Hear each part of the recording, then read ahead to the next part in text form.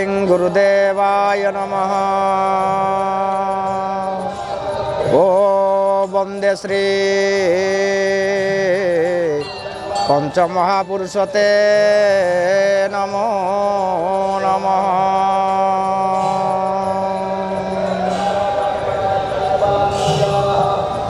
पढ़ पंच सखा गाथा पढ़िले तोहर खंडिब दशा बाई मनरे कर नीति साधु संग मिशा बाई मनरे सन्थना में अच्छी धाम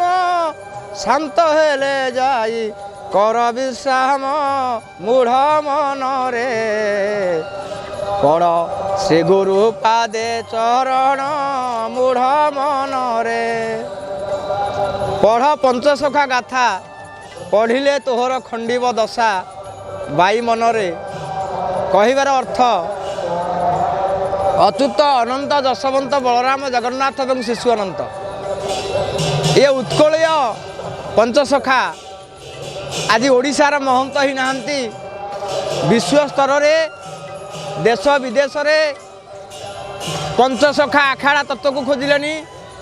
पंचसखा गवेषणा को खोजिले एवं पंचसखा मस्तिष्क गवेषणा केन्द्र जो पंचसखा मानक मस्तिष्क जहाँ थिला ताहा जी विश्व दरबार रे सत्यता वास्तव में परिणत होगा लगे से पंचसखा गाथा को पढ़िले तोर दशा खंडिब कौ दशा आध्यात्मिक आधिदैविक अधिभौतिक जोटा को कह जाए त्रिताप ये त्रिताप दशा खंडिब तेणु भावातीत त्रिगुणा रहित सद्गुरु त्वं नमामि गुरु अष्टक भावर ऊर्ध्वरे त्रिगुणर ऊर्ध्वरे सत रज एवं तम ए त्रिगुणर ऊर्ध्वरे जी अच्छा सी हेले गुरु आमर इष्ट पंचसखा प्रीत्यर्थ बोलान देख बार तेणु ये पंचसखा गाथा को पढ़ो घरे घरे पूरे पूरे देश देश रे आम अंचल विकासित पाई आम घर रे आम भागवत को बंचया भारत को बंचया पंचसखा माने ये भक्तिर प्लावन सृष्टि करते भक्ति धर्म प्लावन सृष्टि करते आज को 500 वर्ष पूर्व 1510 मसीह तेणु शंकर कर मत थला भक्ति ए ज्ञान चैतन्य का मत थला भक्ति तेणु ये शंकर का मत है ज्ञान चैतन्य का मत है भक्ति ये दुईटा मत को प्रसार करने मूल बलिष्ठ पदक्षेप नहीं किए ना पंचसखा दर्शन होची ज्ञान मिश्रा भक्ति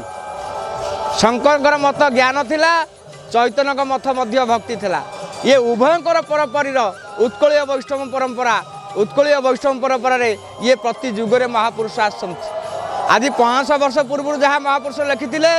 आज मध्य पंचसखा गहन जो मैंने आसी पहुँची आप तनखिबे निश्चिंत ये अंचल ये महापुरुष पीठ में ओढ़न षष्ठी रे आमर ये भागवत आखड़ा मोर डाण पार्श्व जी अच्छा आमर हरिओम बाबा एपटे आमर नेमाल बाबा आमर प्राचीर आमर अष्टवक्र बाबा एपटे साधुशकर आमर सतोष बाबा ये जिते समस्त आसुँच कारण आम संस्कृति हूँ जगन्नाथ संस्कृति आम सनातन धर्म हूँ मूल ये सनातन धर्म को रक्षा करने जुगे जुगे जमती धर्म रक्षा पारे भगवान आसती सेमती जुगे जुगे ये पंचसखा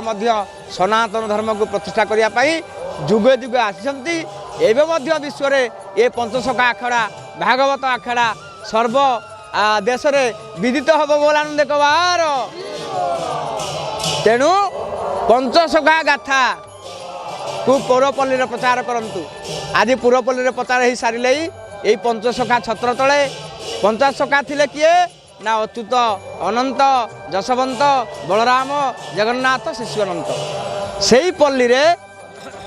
उत्कलीय लेखनी भाषा झरी आसे आगत नागत अच्युत भणे बलराम दास तत्व बखाणे भक्तिर भाव जाने जगन्नाथ ଗାର କଟା ଯନ୍ତ୍ର ଜାଣେ ଅନନ୍ତ ଭକ୍ତିର ଭାବ ଜାଣେ ଜଗନ୍ନାଥ ଏ ପଞ୍ଚ ସଖା ଓଡ଼ିଶା ମହନ୍ତ ଏ ପଞ୍ଚ ସଖା ଓଡ଼ିଶା ମହନ୍ତ ଏ ପଞ୍ଚ ସଖା ପାପ ତାପ ତାପ ଦହିବା ପାଇଁ ଜପ ତାପ ତାପ ଦହିବା ପାଇଁ ଜନମ ହୋଇଲେ ଉତ୍କଳ ଭୂଇଁ ଜନମ ହୋଇଲେ ଉତ୍କଳ ଭୂଇଁ ପଞ୍ଚ ସଖା ଗାଥା କରି ପ୍ରଚାର ପଞ୍ଚ ସଖା ଗାଥା କରି ପ୍ରଚାର ଜଗନ୍ନାଥ ନାମ ଗୋଟିଟି ହାର ଜଗନ୍ନାଥ ନାମ ଗୋଟିଟି ହାର ସହି ଧର ଛନ୍ଦା ଚରଣ ସହି ଧର পঞ্চ সখা গ্রন্থ পঞ্চ সখা গ্রন্থ পঞ্চ সখা গ্রন্থ পঞ্চ সখা গ্রন্থ বলিষ্ঠ জাণ সহি ধর ছন্দা চরণ সহি ধর ছন্দা চরণ সহি